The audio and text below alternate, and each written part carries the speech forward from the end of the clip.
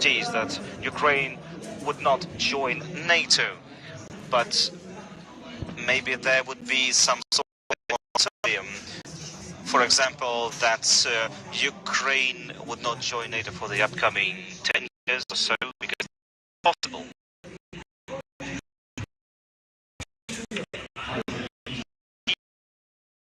Various subjects for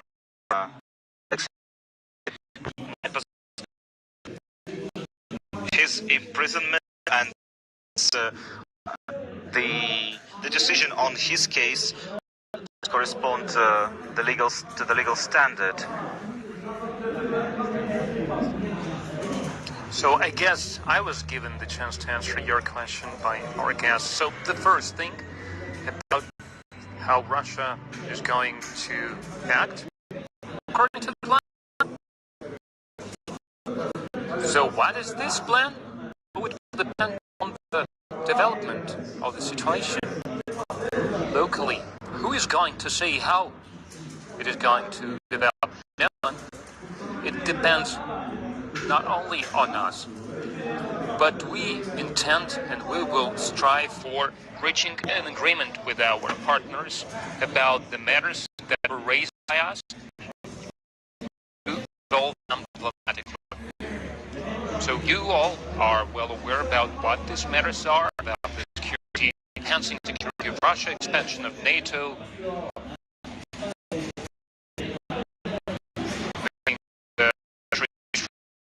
to the status quo of 1997, and non-deployment of strike weapons next to our borders. It's pretty clear, all of it. Ready to talk about others.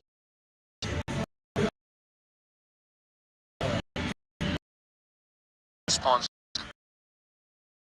received, but those are the matters to us. Now, as for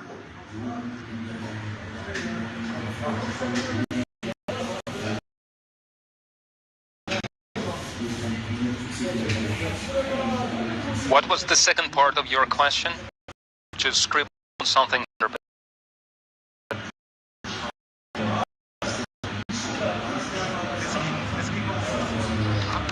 I was looking at being withdrawn from the border with Ukraine and about the enlargement of NATO. As for withdrawing troops, I think I've already answered that. As for NATO expansion, you said a nice thing, a beautiful thing. They see that in the near future, Ukraine won't join NATO. What does it mean? We for 30 years towards Russian borders, and now we see NATO infrastructure right next to our doorstep. And now they already talk about NATO accepting Ukraine. They say it's not going to happen tomorrow, but when then? The day after tomorrow. What will it change for us, historically speaking? Nothing at all. Hearing that Ukraine is not ready to join NATO now. We know that. Then they say they won't accept it tomorrow. Will they accept it after they prepare it? But it could be too late for us. That's why we want to resolve the matter now. Right now, in the near future, during negotiations, by peaceful means, if there's something coming, will be heard by our partners and taken seriously by our partners. Question from RT. Good afternoon. My first question is to President Putin. Yesterday, during your meeting with Minister Lavrov, you talked about the security guarantees and Russia's response.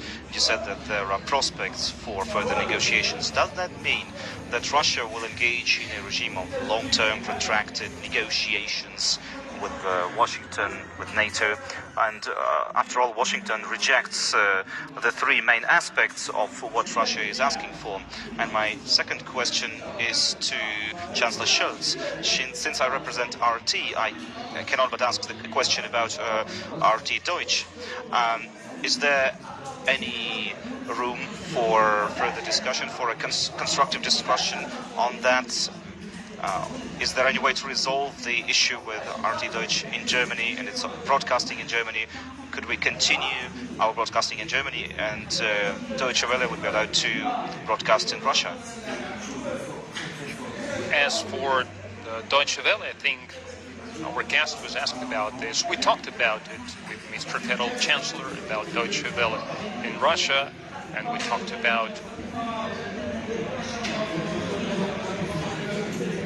RT working in Germany. I wouldn't want to go into detail now to make it too complicated, but we have agreed that we will think about how we can resolve these matters. That's the first thing, and secondly, about possible protracted negotiations that might lead to nothing. That's exactly why yesterday we talked to Foreign Minister and we talked to from the Defense Ministry, from the Security Council. We think about it. Yes, we have this concern. And this concern is that we are afraid that the negotiations on the important matters to us, security matters, run out ground by our partners. But one way or another, the decision will be made that will make our situation worse, significantly worse, like it happened now throughout many years. Of course, that's something that we understand. That's something we are going to discuss with our partners, and that's something that we are not going to allow to happen.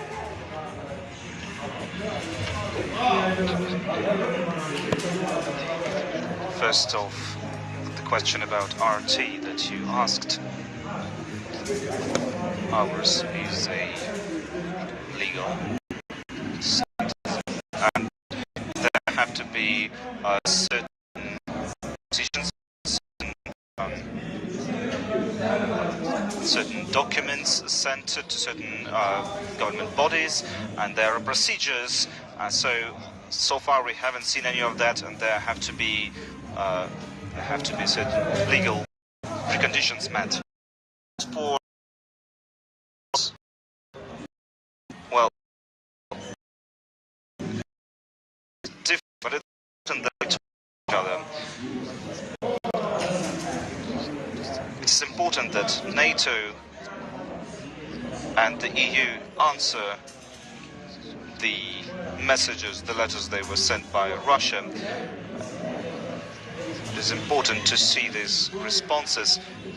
NATO in the US does not agree with everything that Russia is asking for, but there are certain aspects of these issues that we could have a discussion about.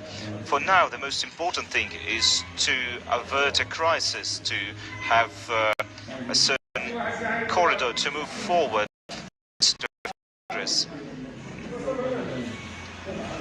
When it comes to Ukraine, to the Mexican, and the process that we're seeing right now is important. Everyone should have the political will to talk to each other. Is for our different positions on the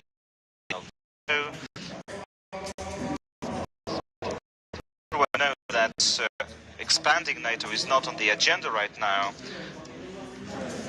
I hope that we will not have to deal with that as long as we remain, I remain Chancellor and President Putin remains President. I'm going to remain Chancellor forever, and I don't know that if President is going to forever. But we need to achieve a political understanding so that no one has to go against his own principles. What that means is that we need to showcase our political leadership to achieve peace in Europe. This is exactly what we're talking about every time we discuss Europe, we discuss security in Europe, we discuss transparency, arms control. So, in a positive way, although not in a way that Russia wanted, but this response by NATO be used to move forward, to showcase responsibility.